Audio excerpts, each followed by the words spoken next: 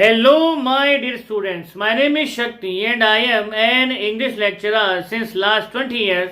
And today we will continue our chapter, The Enemy from the Book Vistar. Chapter number 4, The Enemy from the Book Vistar. If you are new on our channel and if you like the video, subscribe the channel and press the bell icon so that you can get the notifications of our videos firstly. So without wasting a single second, let's start the topic, the enemy.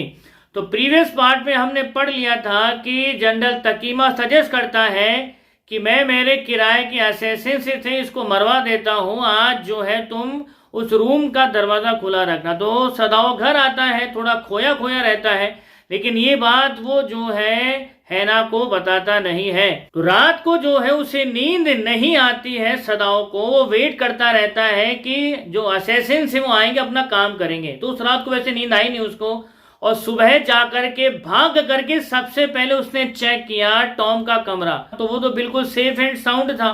तो उसे लगा कि second night को जो है यानी आज की रात को शायद वो अपना काम कर जाएंगे असैसिन, और दूसरी रात भी उसने वेट किया।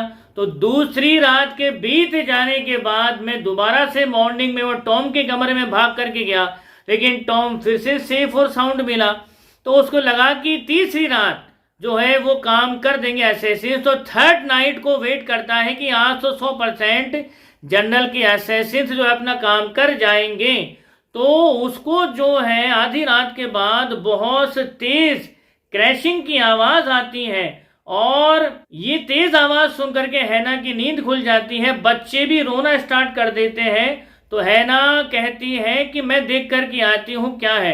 तो हाथ पकड़ लेता है हैना का कि तुम मत जाओ। अब अपने पति को इतना डरा हुआ देख करके हैना भी डर गई, पता नहीं क्या बात है, आज पतिदेव इतना डरे हुए कैसे हैं। और मॉर्निंग के अंदर जब वो भाग करके टॉम के कमरे में देखने गया कि उसका जो है सफाया कर दिया कि असैसिन्स ने, तो वो फिर हैरान हो गया कि टॉम तो सेफ एंड साउंड था। तो 3 रातों तक लगातार ये सिलसिला चलता रहा और अब चीजें बर्दाश्त के बाहर हो चुकी थी डॉक्टर सदाओ के। तो उसने डिसाइड कर लिया था कि उसे करना क्या है। तो सीधा जाता है टॉम के पास में, सीधा सीधा उसके बोलता है कि तुम अपनी सारी फिजिकल स्ट्रेंथ गेन कर चुके हो, तो मैंने तुम्हारे लिए किनारे पर एक बोट जो है बांध दी है। मैंने उस बोट के अंदर जरूरी सामान रख दिया है, गर्म कपड़े रख दिए हैं, बिस्तर रख दिया है और खाने पीने का सामान रख दिया है। तो आज जो है बिल्कुल अंधेरी रात है और आज के दिन ही तुम सीधा उस बोट से सामने वाले आइलैंड्स पर चले जाओ और वहां पर छिप करके रहो, और जब तक तुमको कोई कोरियन जहाज दिखाई नहीं दे, याद रखना, जब तक तुम्हें कोई कोरियन फिशिंग जहाज दिखाई न दे उस जहाज के अलावा किसी और जहाज में मत चढ़ना। जैसे ही तुम्हें कोई कोरियन फिशिंग जहाज दिखाई दे केवल उसी जहाज में चढ़ जाना, बाकी किसी जहाज में मत चढ़ना।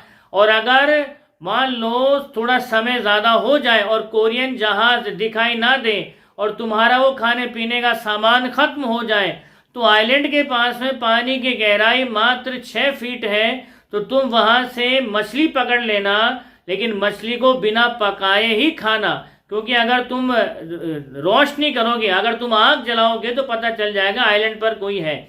और अगर तुम्हारा खाना पीना खत्म हो जाए, अगर तुम मछली भी ना पकड़ो और खाना पीना खत्म हो जाए, तो शाम के समय, ट्वाइलाइट के समय तुम मुझे टॉर्च से 2 बार सिग्नल देना।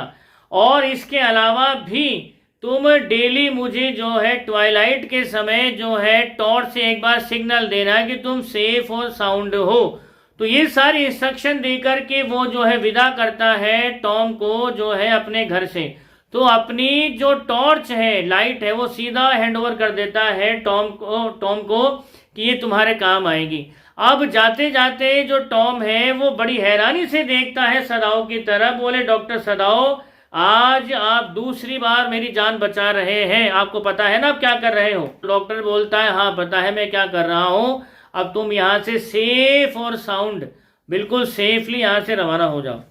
तो टॉम ने वैसा ही किया जैसा सदाओ ने उसको करने के लिए कहा था, वो वहां से चला गया। तो इस घटना के विदिन अ वीक जो है दोबारा से जनरल का बुलावा आता है, और तो जनरल का जो गॉल ब्लैडर का ऑपरेशन था वो उसने ऑपरेट किया था। और सदाओ जो है ये श्योर नहीं था कि जनरल जो है वो बच भी पाएगा या नहीं बच पाएगा इस ऑपरेशन के बाद। तो 12 घंटे तक उसने वेट किया। 12 घंटे के बाद जब थोड़ा सा होश आया तो उसने सीधा सीधा जनरल को कह दिया कि सर वो आदमी जो है भाग गया है, जिसकी मैंने जान बचाई थी, वो अमेरिकन जिसको मैंने जो है अपने घर में शेल्टर दी थी, जिसको ऑपरेट किया था, वो मेरे घर से भाग गया है। तो इतना सुनते ही जनरल जो है बोलता है, बोले यार ये कैसे हो सकता है। तो सदाओ ने उन असैसिन्स के बारे में नहीं पूछा जिन असैसिन्स को भेजने का वायदा जो है जनरल तकीमा ने किया था। तो सही बात तो यह है कि शायद वो असैसिन्स कभी आए ही नहीं थे उस टॉम को मारने के लिए। तो एक हफ्ते के बाद में जब जनरल की तबीयत में थोड़ा सुधार हुआ तो डिटेल में जो है सदाओ बात करता है जनरल तकीमा से उस प्रिजनर के स्केप की। तो जनरल ये सुन करके, आज अब जनरल की हालत थोड़ी ठीक है, तो जनरल ये सुन करके थोड़ा सा चौंक गया और वो उसको बोलता है, बोले यार मैंने तो वादा किया था उस आदमी को मारने का तुम्हारे लिए, लेकिन मैं थोड़े से अपने वर्क में इतना ज़्यादा बिजी हो गया था कि मेरे तो दिमाग से निकल गया था कि मुझे कोई अधूरा काम भी पूरा करना है। तो जनरल तकीमा कहता है कि यार मैंने तुमसे वादा किया था कि उस आदमी को जो है मैं तुम्हारे लिए निपटा दूंगा, उसको खत्म करवा दूंगा अपने असैसिन से, लेकिन मैं अपने काम में इतना बिजी हो गया था कि मेरे को तो याद ही नहीं रहा कि कुछ काम तुम्हारा भी मुझे करवाना है। तो ये मेरी जो है लापरवाही रही, मेरा थोड़ा सा जो है केयरलेसनेस रहा कि मेरी वजह से जो है वो आदमी वहां से भाग गया। लेकिन मैं एक बात जानता हूं सदाओ कि तुम्हारी देशभक्ति में किसी भी किस्म की कोई कमी नहीं है। तो जब तक ये मामला मेरे हाथों में है तब तक तो ठीक है, लेकिन अगर ये मामला मेरे हाथों से बाहर निकला तो तुम्हें पता है ना तुम किस तरह से इस मामले को संभालोगे। तो जनरल की ये बात सुन करके सदाओ को महसूस हुआ कि जनरल तो उसकी मुट्ठी में है, तो अब उसे किसी चीज से डरने की कोई नीड नहीं थी, क्योंकि जनरल ये मामला अपने हाथ से बाहर जाने ही नहीं देगा। तो वो बोलता है सर्टनली सर, मैं संभाल लूंगा, टेंशन ना लें। तो मैं आपकी वफादारी की कसम खा के कह सकता हूं सर, मैं जो है हर चीज को देख लूंगा, हैंडल कर लूंगा। तो सदाओ जो है हर शाम को जल्दी घर आकर के ट्वाइलाइट के समय अपनी बालकनी में खड़ा होता और उस फ्लैश लाइट के चमकने का वेट करता जो उसे ये बताती कि वो सेफ एंड साउंड है टॉम उस आइलैंड के अंदर। लेकिन उसके जाने के बाद एक बार भी, नॉट अ सिंगल टाइम, जो है किसी तरह का सिग्नल आया आइलैंड से, ना तो टॉम ने यही इशारा किया कि वो सेफ एंड साउंड है, ना तो एक बार फ्लैश लाइट को उसने जलाया और ना ही खाना खत्म होने के लिए 2 बार जो सर्च लाइट को फ्लैश करना था वो भी उसने नहीं किया था। तो सदाओ को महसूस होता है कि शायद कोई कोरियन फिशिंग जहाज टाइमली उसके वहां आइलैंड पर जाते ही शायद टाइमली वहां से निकला होगा और उस पर बैठ करके जो टॉम है वो अमेरिकन है वहां से सेफ एंड साउंड वहां से रवाना हो गया होगा। तो वो एक चैन और संतोष की सांस लेता है और वो अपने अतीत की यादों में खो जाता है कि आखिर जो है उसने उसकी जान बचाई तो बचाई क्यों।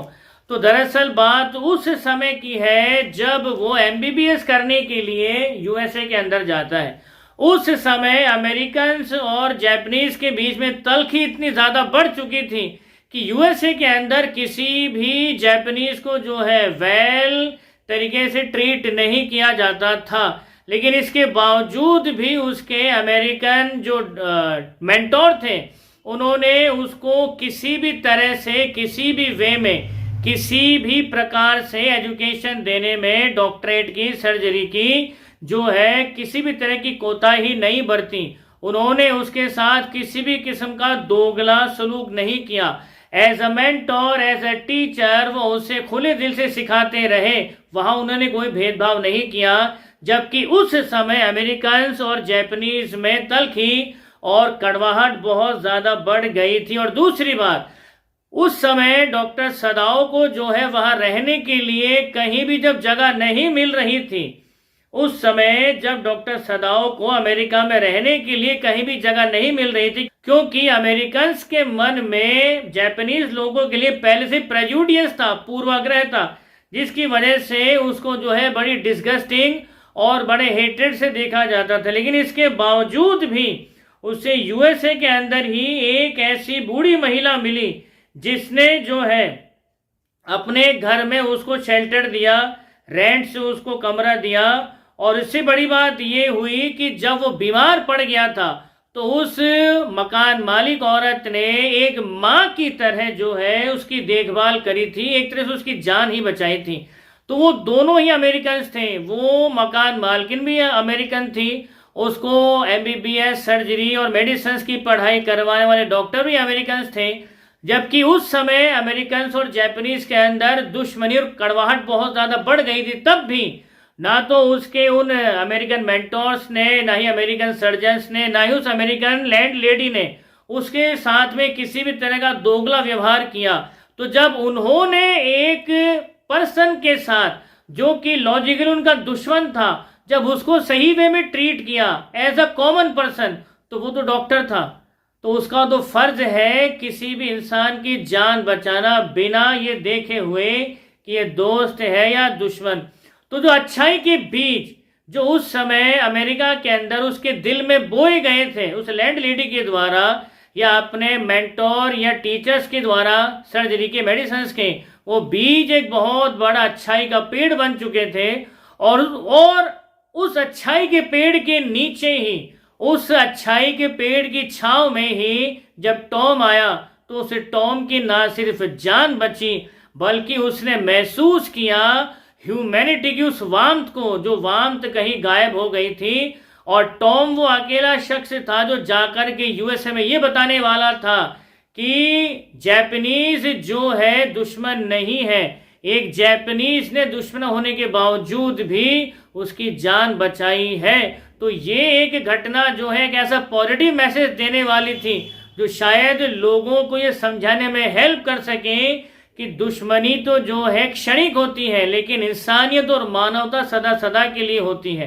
तो इस चैप्टर का सीधा सिंपल क्लियर कट मैसेज इतना सा ही है, मानवता से बड़ा कोई धर्म नहीं है और किसी की जान बचाने से बड़ा कोई सेवा नहीं है, चाहे भले ही आपका वो कोई दुश्मन हो या कोई भी हो। तो इस चैप्टर से यही दो मैसेज हमारे सामने कन्वे होते हैं कि जियो और जीने दो, इंसानियत और मानवता से बड़ा कोई धर्म नहीं है और किसी की जान बचाने से बड़ा कोई पुण्य कर्म नहीं है।